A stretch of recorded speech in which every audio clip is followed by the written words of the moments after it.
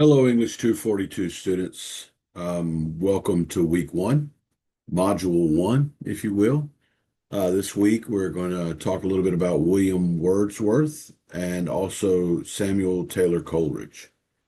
I'm just going to give you a little bit of information here, then I expect you to fully dive in to the readings that I've assigned and also to look at the resources there. Also, it would be smart of you to look for help outside of the other resources that I've included. I'm not saying use those other resources to write your essays. What I'm saying is to look for things to help you understand stuff when you're having a little bit of difficulty.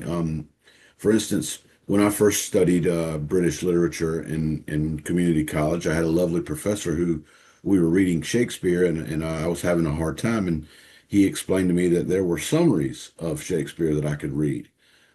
So of course I ran to find one of those summaries. But the one thing he did tell me was that I do expect for you to read the actual literature as well. Read the summary, get to know what it's saying, and then as you read through the actual literature, you will understand what's being said because you've already read a summary of it or a synopsis of it, if you will, and that way you know what's going on, and you're not caught by surprise. You're not trying to figure out what the author's saying because you already have an idea. So it's not cheating. If you take a look at some stuff beforehand, if you watch these lectures and then go and listen to the actual, read the actual things that you're supposed to read, and then that'll help you out a little bit. One second. Sorry about that. So yeah, take a look at some summaries, get to understand exactly what it is that you're reading before you read, so that you'll understand it a little better.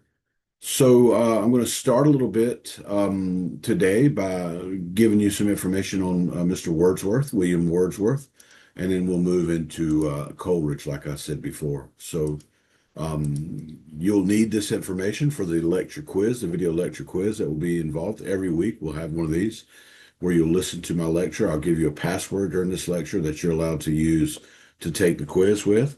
And then you'll answer the questions based on what was said during the lecture. This week we're going to start with William Wordsworth and talking about preface to the Lyrical Ballads. You're reading just an excerpt of it through our text, but it's kind of lengthy for the first read. Of course, Wordsworth didn't just write poetry. He thought very deeply about what poetry should be. In this piece, Preface to Lyrical Ballads, Wordsworth kind of laid out a new philosophy of what he thought poetry should be that challenged many of the old traditions that came before him. Instead of writing like in this lofty, formal style that had dominated earlier centuries that come before him, he argued that poetry should reflect everyday life instead and speak in the language of ordinary people. In the excerpt you read, Wordsworth claims that poetry is the spontaneous overflow of powerful feelings. That phrase is key. He believed poetry begins with this like deep emotions, but it also requires reflection or time to process and understand the feelings that come from the poetry. This idea helps explain why so much of his poetry feels kind of personal and thoughtful. When Wordsworth talks about using language really used by men, he's making like a radical claim. Poetry doesn't have to be complicated or distant. It can be plain spoken and emotional. And it should focus on real experiences like grief and joy and memory and awe, especially as they're like shaped by our relationships that we have with nature. Keep this in mind as we kind of move through other romantic poems. Wordsworth theories set the tone for a new kind of poetry, poetry that aims to connect and not just impress people. Next, we're going to talk a little bit about William Wordsworth lines composed a few miles above Tintern Abbey. The key word or the password for this week's quiz is, in fact, Wordsworth. Wordsworth, the spelling of William Wordsworth's last name, no capital letters required. This poem, lines, often shortened to just lines or to Tintern Abbey, is one of Wordsworth's most famous pieces, one of his most famous poems, and for good reason. It's a poem that's about memory and growth and the spiritual power of nature. Wordsworth, for this poem, returns to a place that he visited 5 years earlier, the area around Tintern Abbey in the Welsh countryside, in the country of Wales. As he reflects on the changes in himself since have happened since that first visit, he describes how his view of nature has matured. When he was younger, nature thrilled him with its beauty and its energy, but now as an adult, he sees nature as a source of peace and wisdom and emotional strength. One of the most moving parts of this poem is his address to his sister, whose name is Dorothy. He hopes she will one day experience the same comfort from nature that he does now. And this personal connection adds emotional depth to the poem and helps us readers to relate to its message, even if we've never stood beside this ruined abbey in the hills somewhere. The structure of the poem, which is a single long stanza that's written in blank verse, mirrors the flow of human thought. It feels like we're listening to Wordsworth think out loud. That intimacy is part of what makes this poem such a powerful example of what romantic poetry is. It invites us into the speaker's mind as he processes the past, the present, and also his hopes for the future. Again, the password for the quiz this week is Wordsworth, Wordsworth. No capitals. The last piece of this lecture comes from the Samuel Taylor Coleridge piece, The Rime of the Ancient Mariner.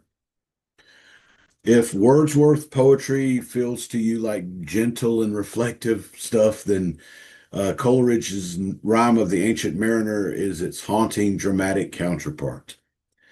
This is like a story poem. It's a ballad with some supernatural elements, some strange visions, and a powerful moral lesson. The ancient mariner, who's like this old sailor, stops this young man on his way to a wedding and tells him this frightening tale of guilt and punishment and redemption. The central event of the poem is this old mariner's killing of an albatross, which was a bird that had been following the ship and was thought to bring good luck. That's what's mostly thought about when a bird like this follows the ship. After he shot the bow with his crossbow, things went terribly wrong.